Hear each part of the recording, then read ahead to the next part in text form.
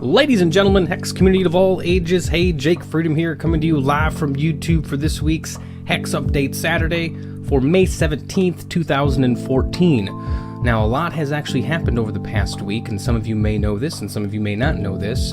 And the major thing that we're going to talk about today is the fact that Wizards of the Coast is suing Cryptozoic Entertainment for basically copying their game.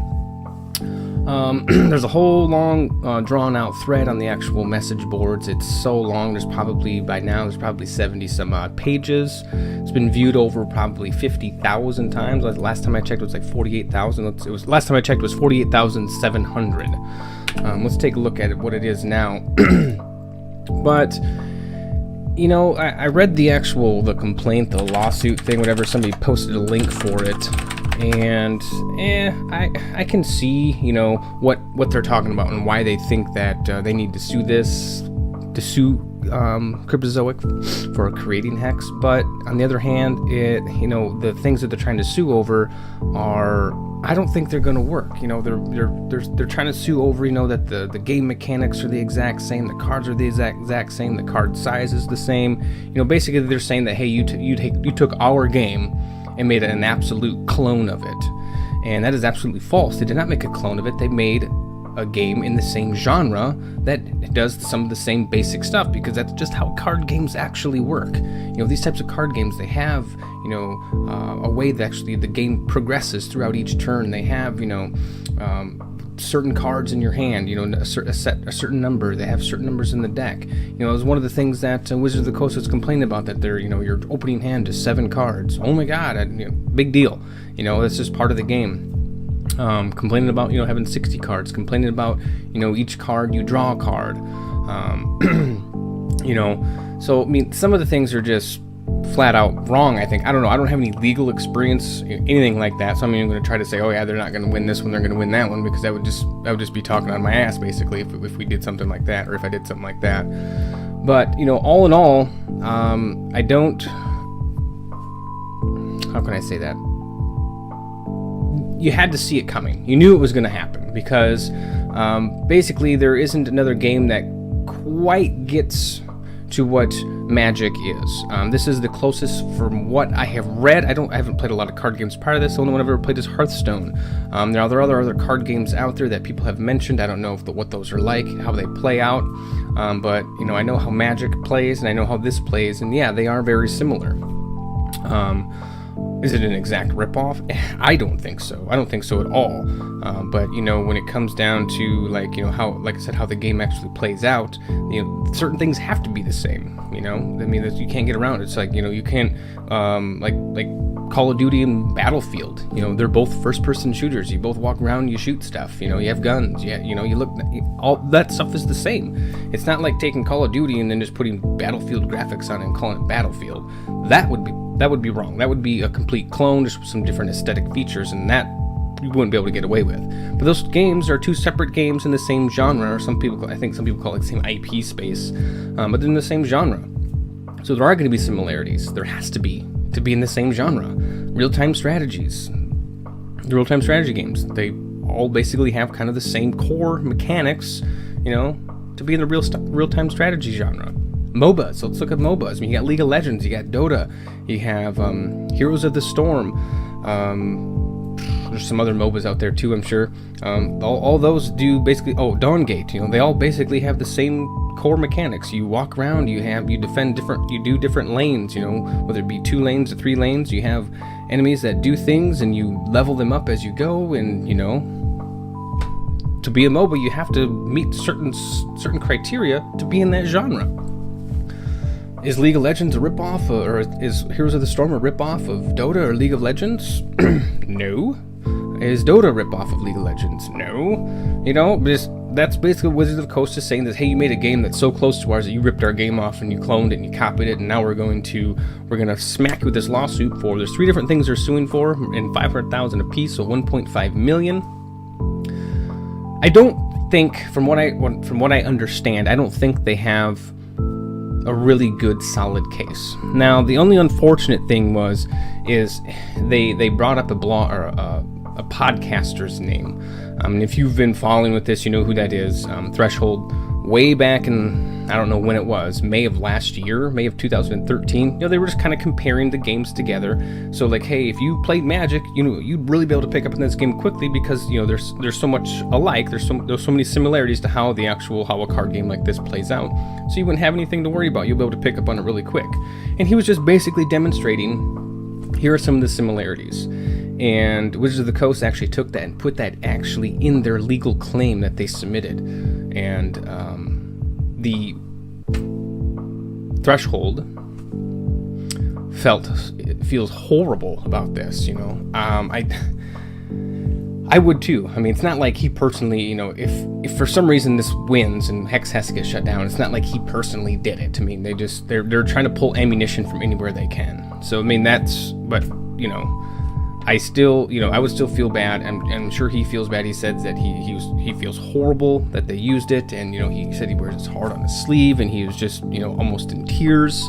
But you know, Wizards of the Coast, their lawyers are just going to try to pull ammunition from wherever they can, whether it be a message board, whether it be, you know, a blog, whether it be, you know, a podcast, or whatever it may be. They'll try to do whatever they can to try to win this. Now, whether or not they win it or not, the problem is you know, there's only so much money that can be dealt out, you know, and Hasbro, who owns Wizards of the Coast, probably has a lot more money than maybe than Cryptozoic has. I don't know. That's speculation. Maybe they have, you know, a whole huge fund set up for stuff like this, because, you know, they probably expected it. So, and in one of the patches, you know, the Cryptozoic logo went away from when the game loaded up to the HEX Entertainment logo. The HEX Entertainment LLC was actually created a month or two before the actual Kickstarter started. So you knew that they're smart enough to, you know, protect themselves. And basically what the HEX Entertainment LLC does is protects Cryptozoic from Hex if some legal matters actually happen, and, you know, obviously that's happening. So Cryptozoic can't be touched, but Hex can. Is basically all that does there, I think. Correct me if I'm wrong, but I'm pretty sure that's the reasoning for creating HEX Entertainment LLC. Do I agree with the lawsuit? Absolutely not. Am I a fan of Wizards of the Coast? I didn't play Magic. I never played the actual physical card game. I played the online game, you know, for about 20 minutes.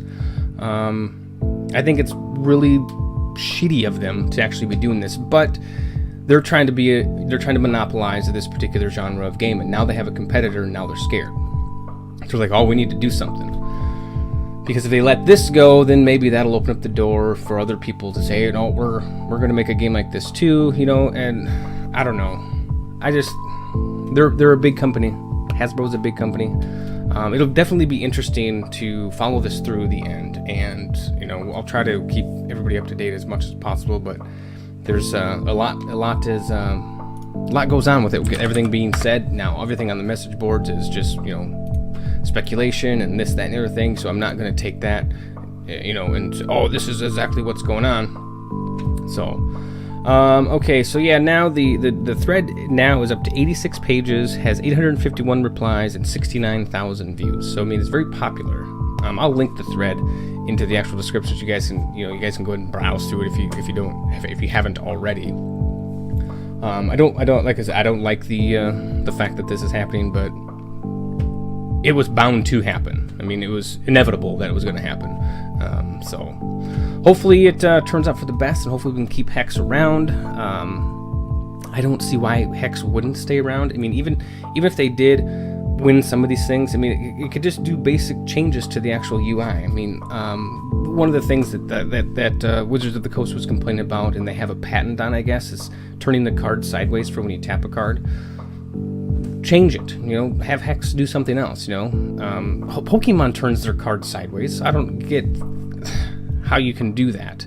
So, I mean, they can, there's probably other games out there that turn cards sideways too. And I know Pokemon turns their cards one way, turns the card the other way, and it turns the card upside down. But still, one of them is actually turned the direction that cards get tapped in Magic and in Hex. So if they could get away with it, there's no reason that Hex shouldn't be able to get away with it, because I don't think Pokemon was touched. And they never got sued by Wizards of the Coast. So, yeah, crappy deal, but I'll try to keep you guys up to date as much as possible about it, and we'll go from there.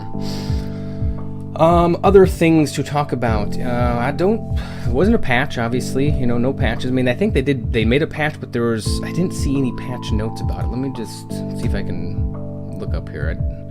I've been so engulfed in the actual, sued thread that I haven't looked up anything else. Where am I looking for here? Where is the article discussion? There is no more article discussion. Oh, there it is. Yeah. So, no, there was a patch, but there was no patch notes that I saw.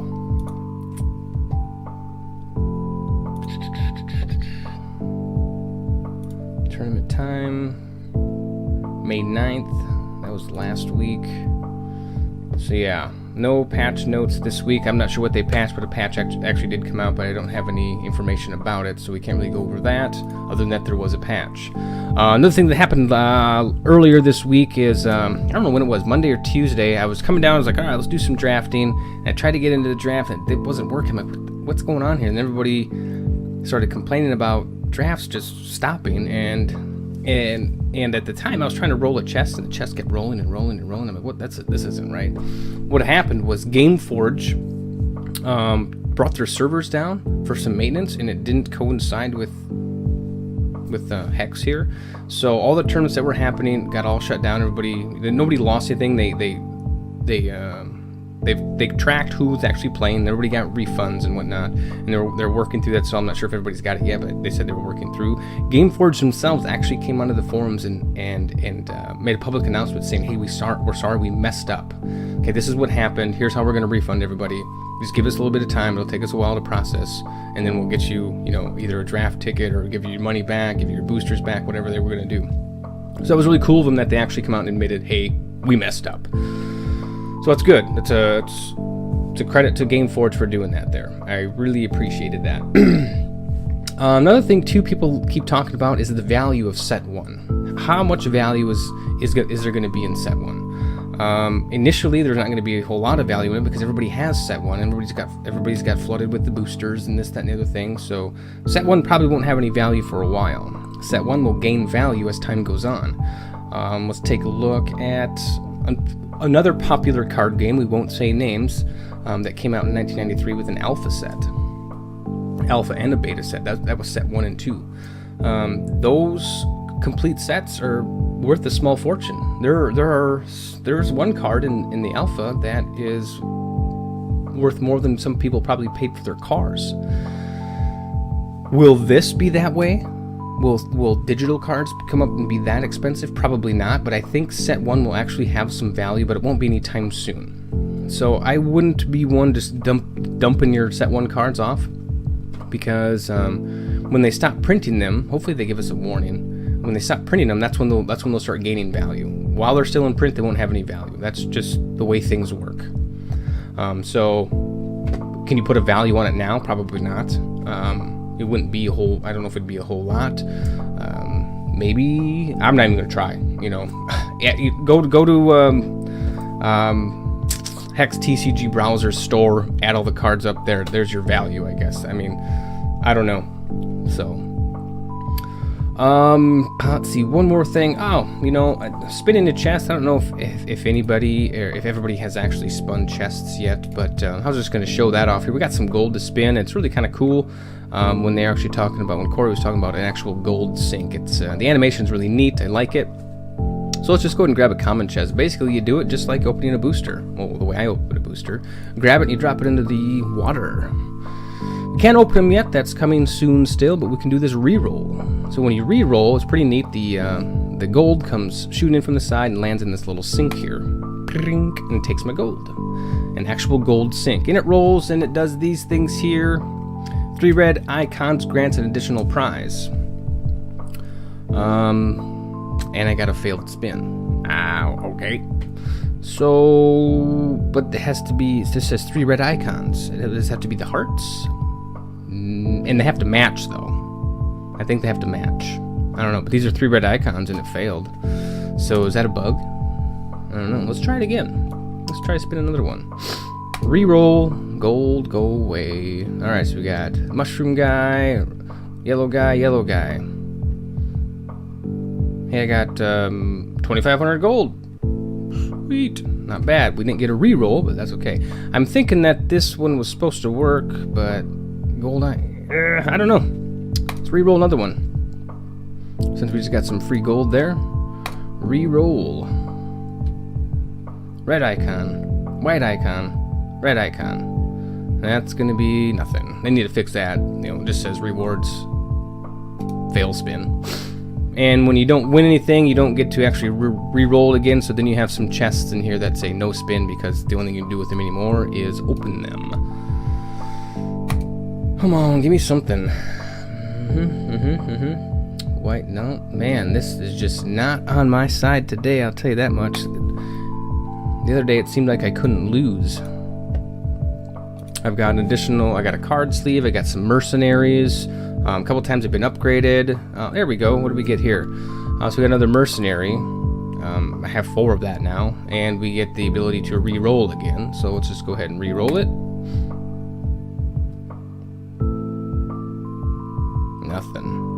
Nothing. Stash it. Well, now we're down to 1,000, so we can't re-roll. So yeah, that's the chest re-rolling there. Unfortunately, we got jack out of that. 2,500 gold and a mercenary, which we already have. And if you're unfamiliar where to find all this stuff here, just go into your card manager and you have an inventory stash, and it all kind of sits right up here. Now, you don't have the ability to move this stuff around, but oh well. And there we got 5 of those mercenaries. If you win a deck sleeve, the only way you can access the deck sleeves is through this drop down menu, and you can do select sleeve, and the only one I've won so far is the Windborn Acolyte. I think that's the one it is. Yeah, Windborn Acolyte sleeve.